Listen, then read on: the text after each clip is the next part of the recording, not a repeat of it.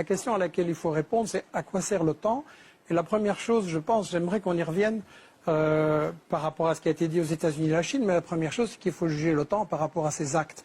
Moi, je partage ce qui vient d'être dit. Les médias insistent toujours, lorsqu'une guerre est en préparation ou elle a lieu, sur ce pays-là à ce moment-là. On le présente d'une certaine manière, diabolisé, et on ne raconte jamais ce qui se passe après la guerre, quand l'OTAN a gagné. Et c'est ça qu'il faudrait regarder. En Yougoslavie, c'est une catastrophe. On a semé la haine partout. Les médicaments se vendent par plaquettes sur le trottoir. On a fait alliance avec la mafia. Le Kosovo est devenu la plaque tournante de tous les trafics.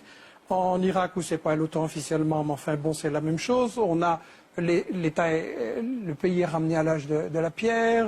Il n'y a pas d'énergie. Il n'y a même pas d'essence pour les Irakiens. On assassine les scientifiques en masse. En Afghanistan, contrairement à la version anti-musulmane qui nous a été présentée, c'est une catastrophe, quoi. Karzai, l'employé du Nocal, d'un multinational US, règne sur quelques kilomètres carrés.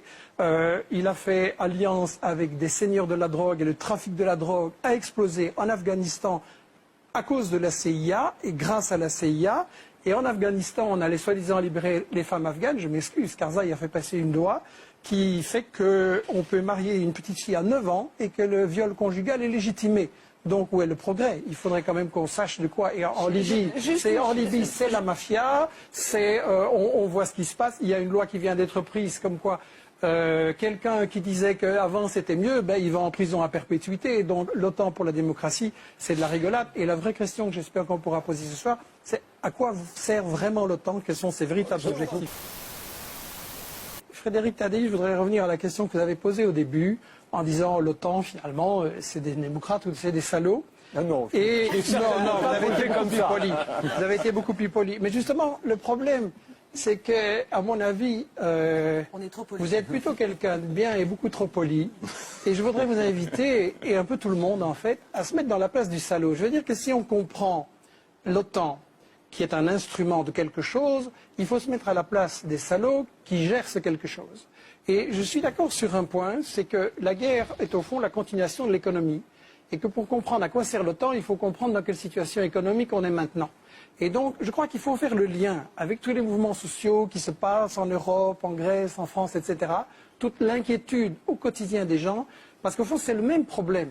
À savoir que quand vous êtes un bon salaud, et que vous gérez l'économie, quand vous faites partie du 1%, c'est encore moins, mais enfin bon, on ne va pas chipoter, qui décide sur le sort de l'économie et des richesses, quelle est votre stratégie efficace? C'est de faire travailler les gens le moins cher possible, en les mettant en concurrence, en comprimant les salaires. Ça peut se faire en faisant travailler les vieux plus longtemps, ça peut se faire en important des immigrés en voyant qu'ils n'aient pas de droits, ça peut se faire en plongeant les jeunes dans la précarité.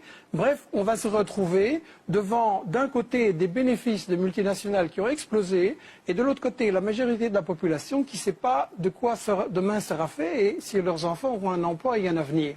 Et ça, c'est le fin du système dans lequel on vit. Avec le problème, c'est que quand tous ces gens, ils ont fait ça, qu'ils ont bien appauvri ceux qui travaillent pour eux, à qui ils vont vendre?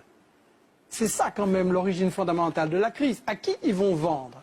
Alors, on s'en sort dans le système qui nous gouverne, dans l'élite qui nous dirige et qui n'a pas été élue. On s'en sort en disant, bon, on va exporter les capitaux, on va aller mettre les capitaux dans le sud, ça rapporte, et ça permet effectivement de piller les matières premières et de laisser les populations dans la pauvreté. Ça permet de contrôler la main-d'œuvre et de faire travailler les gens aussi pour des bénéfices. Ça permet de contrôler les zones stratégiques, etc.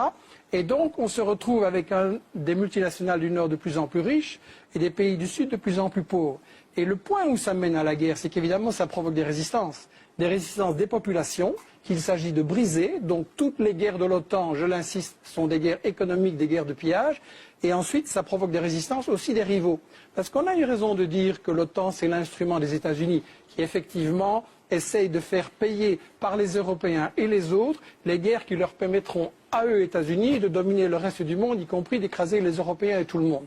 Et ce qu'on a essayé de faire avec ce livre, La stratégie du chaos dont vous avez parlé, c'est d'éclairer la dimension des États-Unis maintenant, qui est effectivement une stratégie globale pour dominer le monde, pour faire en sorte que l'Afrique, l'Amérique latine, ça c'est plus difficile, et l'Asie, leur restent soumises. Et effectivement, le problème des États-Unis maintenant, c'est que c'est une puissance économiquement et politiquement en déclin.